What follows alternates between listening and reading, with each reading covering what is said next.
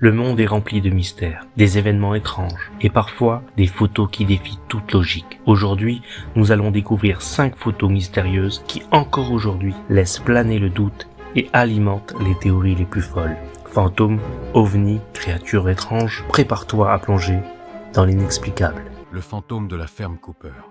Dans les années 1950, la famille Cooper emménage dans une nouvelle maison au Texas. Pour célébrer leur installation, ils prennent une photo de famille autour de la table. Mais lorsqu'ils développent la photo, un détail terrifiant apparaît. Une silhouette sombre suspendue au plafond, comme un cadavre tombant à l'envers. Aucune explication logique n'a été trouvée. Certains pensent qu'il s'agit d'un défaut de développement, d'autres qu'un esprit hante cette maison. Qui ou quoi est apparu sur cette photo? Jusqu'à aujourd'hui, ce cliché reste l'un des plus effrayants et inexpliqués jamais pris. Le fantôme de Lord Combermere.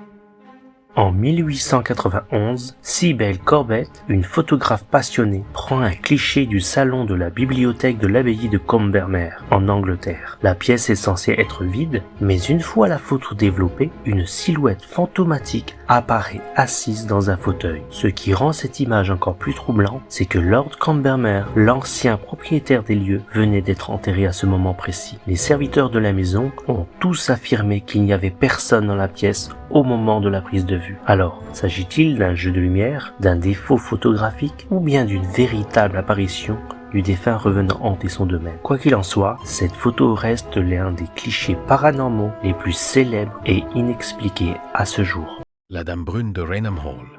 Prise en 1936 dans un manoir anglais, cette photo montre une silhouette brumeuse descendant un escalier. Selon la légende, il s'agirait du fantôme de Lady Dorothy, enfermée et morte tragiquement dans ce manoir. Cette image est l'une des plus célèbres du paranormal, et jusqu'à aujourd'hui, personne n'a pu prouver qu'il s'agissait d'un trucage. Le fantôme de Wemtown Hall. En 1995, un incendie ravage l'hôtel de ville de Wem, en Angleterre. Un homme, Tony O'Reilly, prend une série de photos du bâtiment en feu, mais l'une d'elles va devenir célèbre. Au milieu des flammes, on distingue une petite fille en robe blanche, regardant calmement la scène. Ce qui est étrange, c'est qu'aucun enfant n'était présent dans le bâtiment. Certains pensent qu'il s'agit du fantôme de Jane Shirley, une fillette morte dans un autre incendie en 1677, au même endroit. Un simple reflet ou une preuve que certains esprits reviennent là où ils ont péri? Le fantôme d'Amityville.